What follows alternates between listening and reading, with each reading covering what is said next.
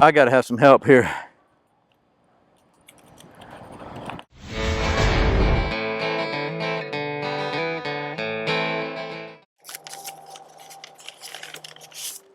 Dear Joe, I need some help, man. I'm at my wit's end trying to figure out this stupid bow drill thing. I'm sure a lot of my viewers feel the same way. Man, I know you are the bow drill king. If anybody can help, you can. I really appreciate it. Well, Brian, my friend, I think I can help you out a little bit, maybe get you closer on the road to getting a successful call with a bow drill. Folks, for those that don't know me, my name is Joe. I'm with Feral Woodcraft. I'm a friend of Brian's. He has graciously asked me to do a quick how-to or beginner's perspective of a bow drill.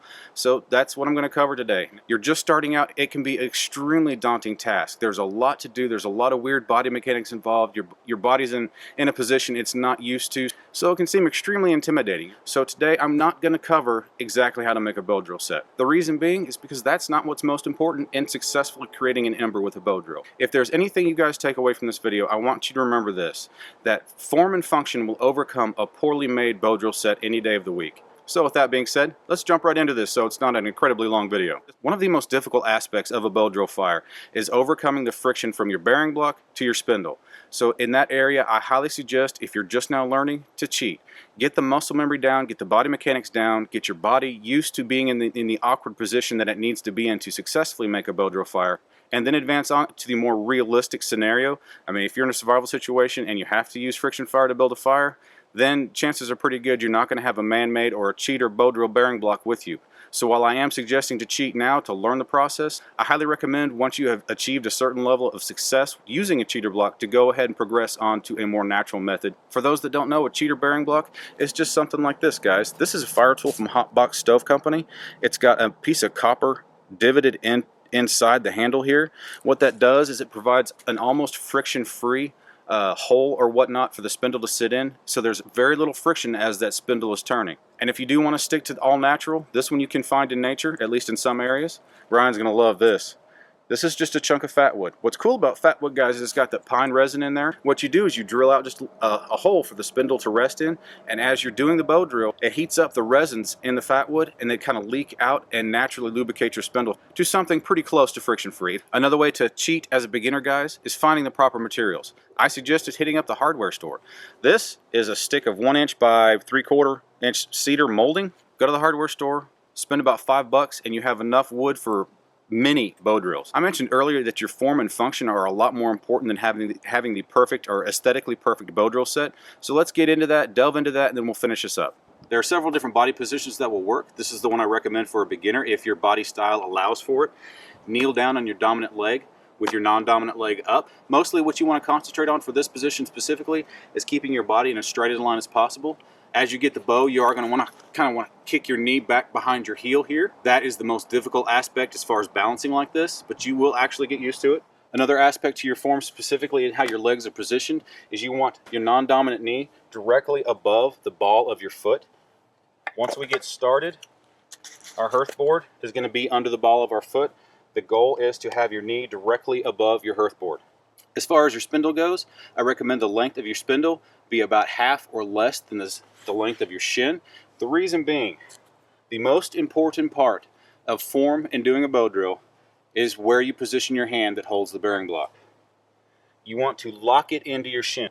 You want to reach around your non-dominant leg where your elbow is tucked in behind your knee, and right where your wrist bones meet, you want to lock that into the blade of your shin. As you're bowing, all your pressure from this arm needs to be going down and back.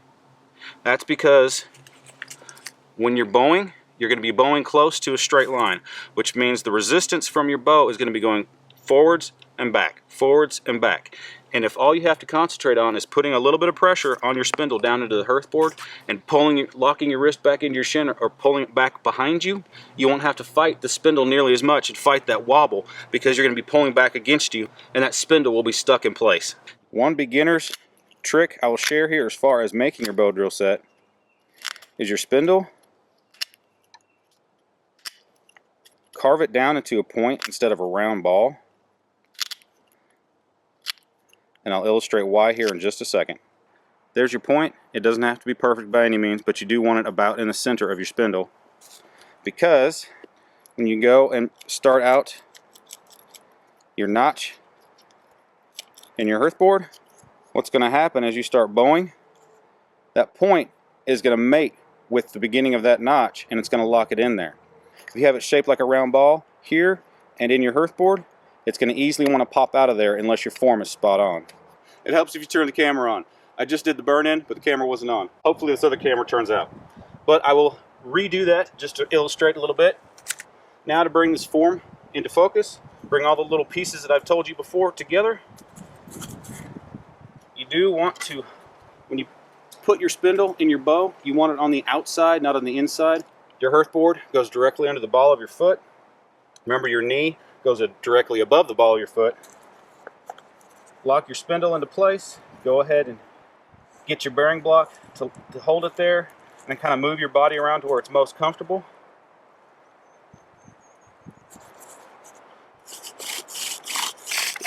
Now remember, guys, doing the burn-in is not a race, but it is very important. You want it to mate, and also what you're doing here is really concentrate on the burn-in. What it does as a beginner, it starts to form muscle memory. And the more muscle memory you have, the more you can concentrate on building the proper amount of dust, creating the right amount of heat, instead of concentrating on, you know, what's this knee doing, what's my foot doing, am I holding my hand right, and stuff like that.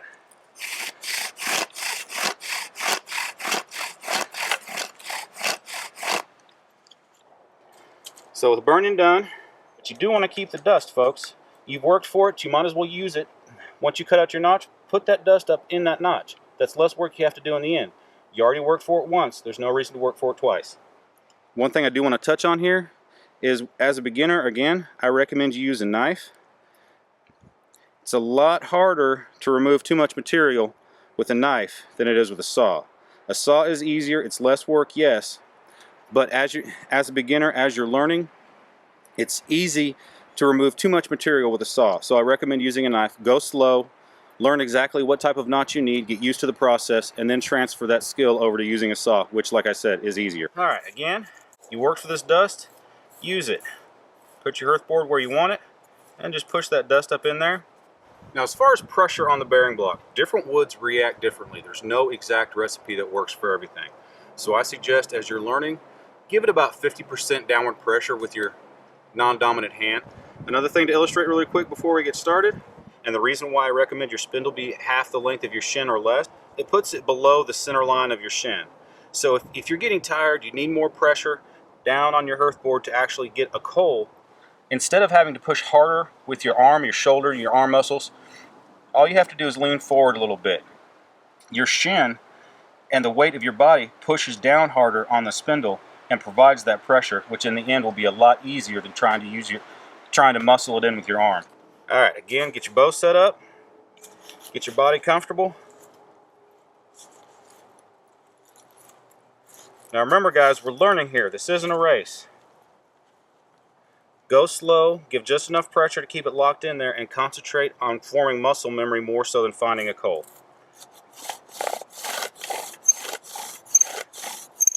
Remember, medium pressure, a little bit of squawk is fine.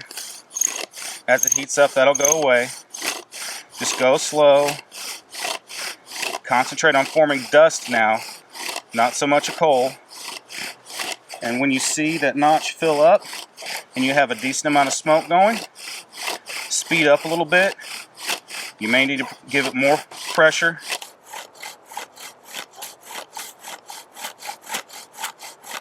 And just gradually increase the speed.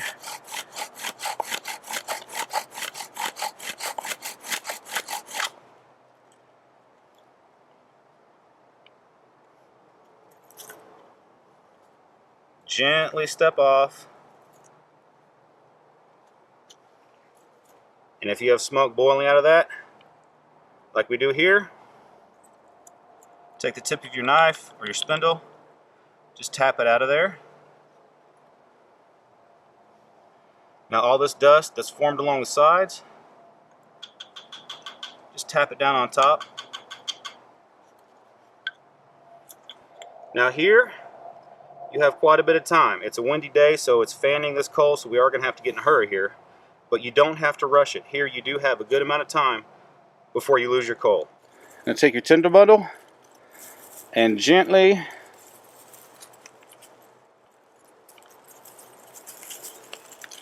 Knock it down in there. That was a little violent, but it'll work.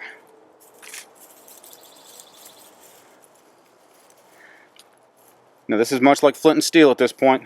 Just gentle blowing, you blow that coal apart.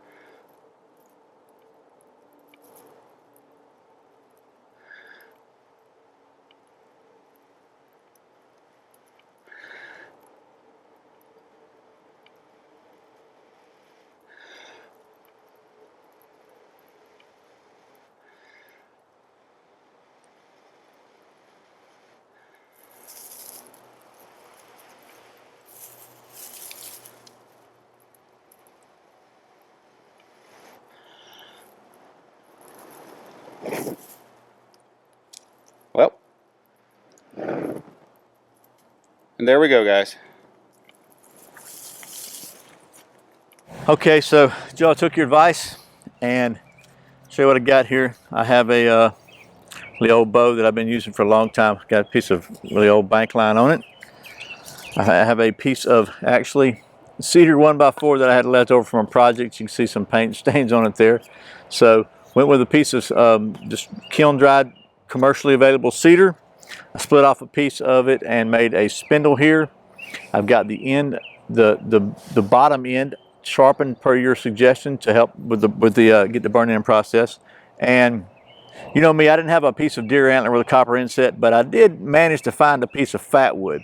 So carved me out a little handhold here with a piece of fat wood. I think that'll be okay. I got a small hole in it, which should be okay here. So without a whole lot of further ado, let me transfer you down here a little bit, and we'll see if I'm able to do anything with that excellent advice.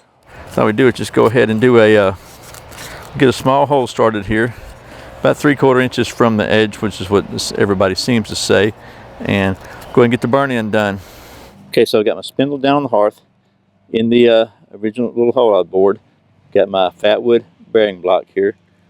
Got my wrist locked into my shin, pulling back, put my other knee back out of the way, and move my foot up just a little bit so I can make sure I got the good lock in, and pull backwards.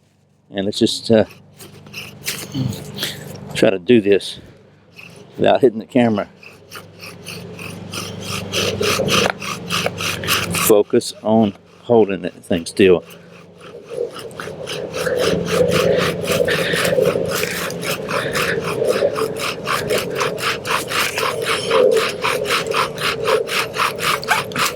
Alright, so we got, I think that's pretty decent burn in. Let's just see. Yep, it should be okay. So that's generally all I ever got before, was just some smoke. So let's just see if we can keep that in there and go ahead and cut out the notch. Again, he said also just to use your blade instead of a saw, so we're going to try that. Just a little bit. And I'm making this notch wider at the bottom just because I've seen that done. I don't know if that's the way you should do it or not. I think Joe did that too, called a chamfered notch maybe. Alright, so that's what I have there. Let's see how well that works. The paint's kind of a distraction, but here's what it is. So I'm going to take our paper and put it here just to catch spark if we can get one. And let's try. Well, I've also got a little small bird's nest here because I'm confident. Let's just see here. Hopefully I got enough tension. So fit up there. Get over out of the way here. Try not to hit the camera with the bow as I go, which would probably not be great for filming. So, okay, so I got my knee out of the way. I'm pulling back against, locking back against my shin with my hand, pulling pressure this way. Let's just get her going.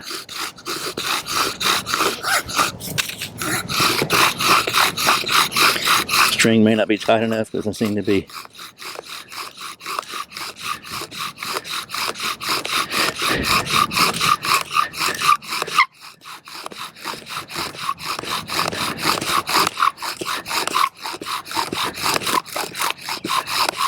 Catching all kinds of crap with the end of my bow here.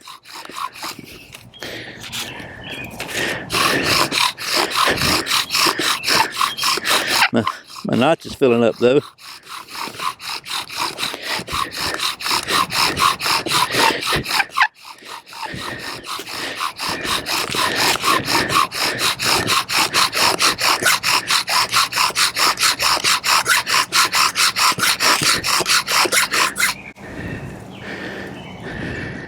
Can't tell if I got it or not. It seems to be smoking still, but let's see.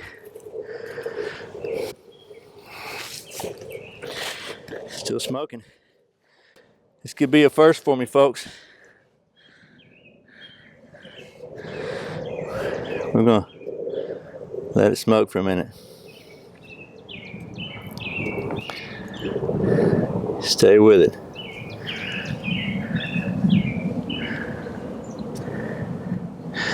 I'm scared to remove pick up the hearth board, because I'm afraid it's going to stop smoking on me. I've never got it to do this before.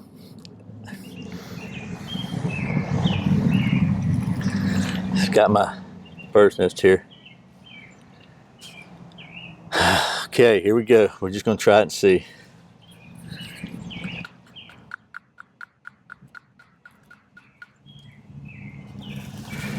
Okay, it doesn't look like it's red in any way, but it's smoking, so I'm going to just let it smoke for a minute.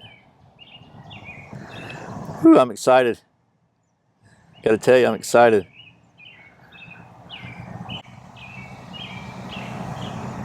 Oh, I see a little red in there. Look at, oh yeah, I got some, oh my goodness. Let me put you up here now. Let me just transfer you to here. Oh, I'm really excited about this. This is like, you just don't know. I would just sit you down. It's easy, easy, easy, easy, easy. Easy, easy, easy.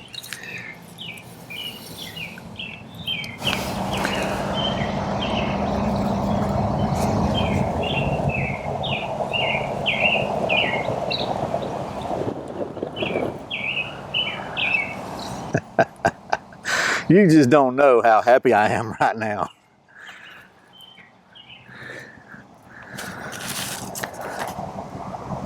I gotta tell you, I know for a lot of people that's no big deal. I have been fooling around with the bow drill now for several years, from on and off. I try it for a little while, get so frustrated with it, I set it aside and don't pick it back up for months at a time.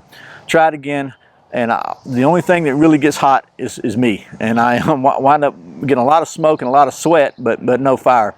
So if you're not familiar with Joe's channel, Feral Woodcraft, I think this is just a good illustration of how he can get right to the heart of things, and really share the correct knowledge that really helps out. So and I don't know exactly which tip it was that really helped me. I think I made this a little bit shorter than I normally would, which is good. And the locking my pulling backwards the opposing forces into my shin was a big help, because I've always had problems with things wobbling around. Carving the point on here to get your burn in was good. Fat wood. I mean, it could just be the fat wood. Joe, excellent tip. But whatever it was, maybe it's just a cheat in using really dry wood. But I have a lot more confidence now to start trying it with some different materials. Look, the reality is I'm usually going to have a lighter and several ferrule rods with me, so I may never need to actually use this in a survival situation, but it's just plain fun, and it's been a big challenge to me for several years now. So once again, thank you so much, Joe, for taking time to give me and all of us this quick lesson. You're the bomb, man. I appreciate it. So if you're not familiar with Joe's channel, it is Feral Woodcraft. There will be a link below. I highly encourage you to go check it out. Show him some love. Go ahead and subscribe. You will be glad you did. As always, thanks for watching Survival on Purpose. Thank you for subscribing. Thanks for clicking that thumbs up, for sharing this video with all your friends. And thank you so much for doing your Amazon shopping through the Survival on Purpose links. I really appreciate the support. Once again, my name's Brian. You're watching Survival on Purpose. Remember, survival's not an accident, so be prepared. I'll see you next time.